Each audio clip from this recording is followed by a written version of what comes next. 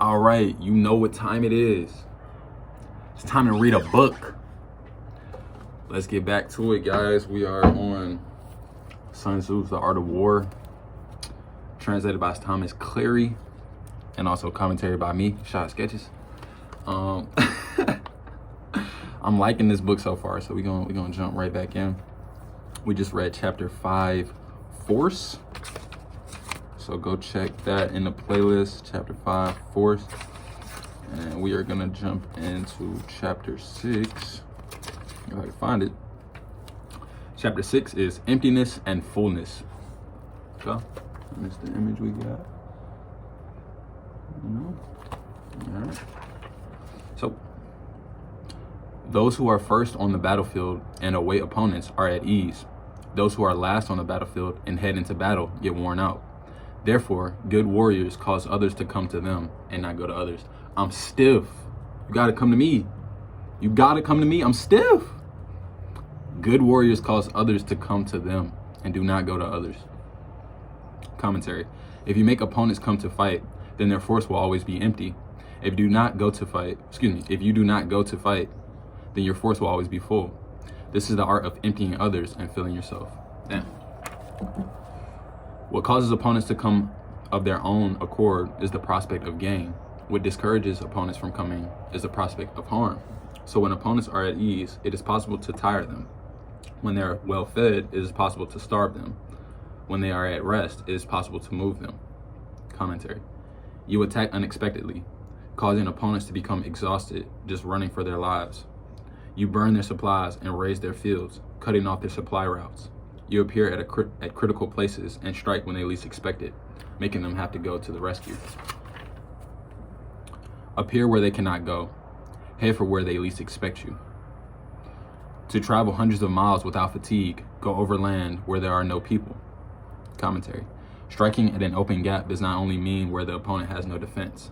As long as the defense is not strict, the place is not tightly guarded, they will fall apart in front of you, as if you were traveling over unpopulated territory. To unfailingly take what you attack where there is no defense. For unfailingly secure defense, defend where there is no attack. So in the case of those who are skilled in attack, their opponents do not know where to defend. In the case of those skilled in defense, their opponents do not know where to attack. Commentary. When directives are carried out, people are sincerely loyal. Preparations for defense are firmly secured, and yet you are so subtle and secretive that you reveal no form. Opponents are unsure. Their intelligence is of no avail. You're so subtle and secretive that you reveal. Wow. I'm going to read that one more time. When directives are carried out, people are sincerely loyal. Preparations for defense are firmly secured, and yet you are so subtle and secretive, you reveal no form. Opponents are unsure. All right, I think we're good. My storage ran out, but we are going to keep rolling. We are good. So I'm going to jump back. When directives are carried out, people are sincerely loyal. Preparations for defense are firmly secured, and yet you are so subtle and secretive that you reveal no form. Opponents are unsure. Their intelligence is of no avail. I love that. Be extremely subtle, even to the point of formlessness. Be extremely mysterious, even to the point of soundlessness. Thereby, you can be the director of the opponent's fate. To advance irresistibly, push through their gaps. To retreat elusively, outspeed them. Military conditions are based on speed. Come like the wind, go like lightning, and opponents will be unable to overcome you. Therefore, when you want to do battle, even if the opponent is deeply entrenched in a defensive position, he will be unable to avoid fighting if you attack where he will surely go to the rescue. When you do not want to do battle, even if you draw a line on the ground to hold, the opponent cannot fight with you because you set him off on the wrong track. Yeah. Commentary.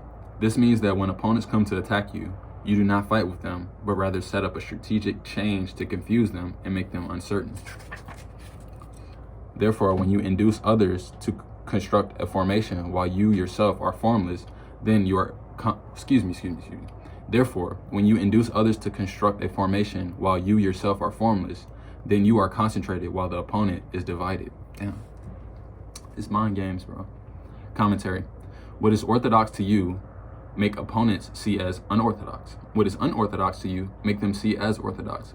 This is inducing others to construct a formation. Once the opponent's formation is seen, you then mass your troops against it. Since your form is not revealed, the opponent will surely divide up his forces for security. When you are concentrated into one, while the opponent is divided into 10, you are attacking at a concentration of 10 to 1, so you outnumber the opponent. If you can strike few with many, you will thus minimize the number of those with whom you do battle. Oh, so they're saying stack your strikes. Commentary. While being deeply entrenched and highly barricaded, not allowing any information about yourself to become known, go out and informlessly attacking and taking unfathomable. While being deeply entrenched and highly barricaded, not allowing any information about yourself to become known, go out and informlessly attacking and taking unfathomably. Your battleground is not to be known, for when it cannot be known, the enemy makes many guard outposts, and since multiple outposts are established, you only have to do battle with small squads. So when the front is prepared, the rear is lacking, and when the rear is prepared, the front is lacking. Preparedness on the left means lack on the right. Preparedness on the right means lack on the left. Preparedness everywhere means lack everywhere. Wow, this really hits me because, you know, sometimes I really like this setup specifically. Your battleground is not to be known. This speaks to silence in cultivating, creating, developing, building, whatever you're doing. There's a level of communication that happens to people, letting them know what your project might be. And then there's also a reserve, knowing how far the battleground is, how wide the battleground is, where the scope is. Everyone doesn't need to know exactly where your battle is supposed to be. So I really like this. You know, when the front is prepared, the rear is lacking. So someone might think that you're lacking here and there, when your whole battlefield, you've been setting it up. You've been building the board, you know? So I really like this. Preparedness everywhere means lack everywhere for your opponent. This means that when troops are on guard in many places, they are perforce scattered into small bands. So you're breaking up forces, you're breaking up power. The few are those on the defensive that against others, the many are those who cause others to be on the defensive against themselves. The more defenses you induce your enemy to adopt, the more impoverished your enemy will be. So if you know the place and the time of battle, you can join the fight from 1,000 miles away. If you do not know the place and time of battle, then your left flank cannot save your right cannot save your left, your vanguard cannot save your rear guard, and your rear guard cannot save your vanguard. Even in a short range of a few to a dozen, even in a short range of a few to a few dozen miles. According to my assessment, even if you have many more troops than others, how can that help you to victory? Commentary. If you do not know the place and time of battle, even though your troops outnumber others, how can you know whether you will win or lose? So it is said that victory can be made. Commentary. If you cause opponents to be unaware of the place and time of battle, you can always win. Damn, the key in the commentary right there. Even if opponents are numerous, they can be made not to fight. So assess them to find out their plans, both the successful ones and the failures. Incite them to action in order to find out the patterns of their movement and rest. Commentary. Do something for or against them, making opponents turn their attention to it, so that you can find out their patterns of aggressive and defensive behavior.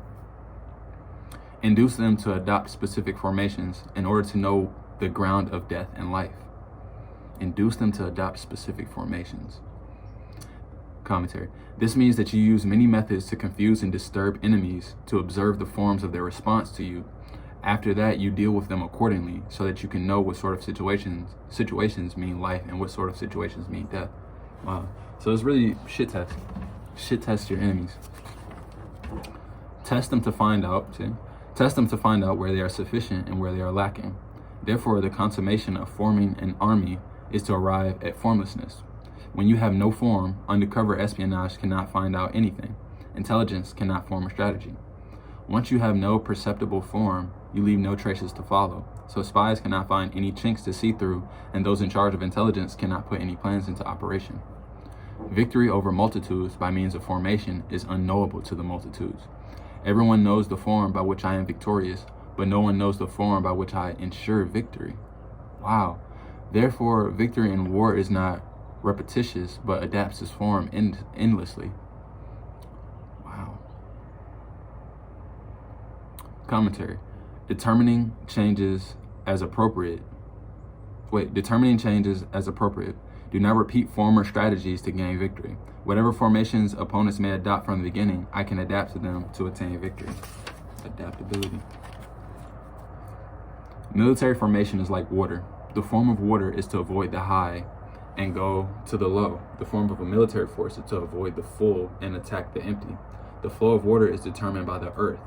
The victory of a military force is determined by the opponent. So a military force has no constant formation. Water has no constant shape, and the ability to gain victory by changing and adapting according to the opponent is called genius. Wow. So a military force has no constant formation. Water has no constant shape. The ability to gain victory by changing and adapting according to the opponent is called genius. Commentary. How can you ensure victory if not on the basis of the enemy's own posture? A light brigade cannot hold out long, so if you will keep it under siege, it will inevitably lose. A heavy brigade will unfailingly respond to a provocation and expose itself. If the opposing army is angry, shame it. If the army is strong, get it to relax. If the opposing army is proud, humiliate him. If the general is greedy, bait him. If the general is suspicious, spy on him right back. Therefore, the manner of victory is determined according to the enemy. Wow, that's a major key, and they drop it right at the end. Therefore, the manner of victory is determined according to the enemy. What did the other chapter say? Pull up to the finish first. Or it didn't say like that. Drake said that, but the chapter it alluded to that. Victory precedes battle. Similar to here, in order to beat your opponent, you're going based off the inverse of them. The manner of victory is determined according to the enemy. Know thy enemy. I'm gonna leave it right there. We at chapter 6 with it. This has been emptiness and fullness. Wait, was this empty and full? Let me make sure. So I can make sure we're on the right one. Yep, chapter 6, emptiness and fullness. Wow. All right, tune in for the next chapter. It is gonna be chapter 7, armed struggle. Peace. Let me get my thumbnail. I'll catch y'all.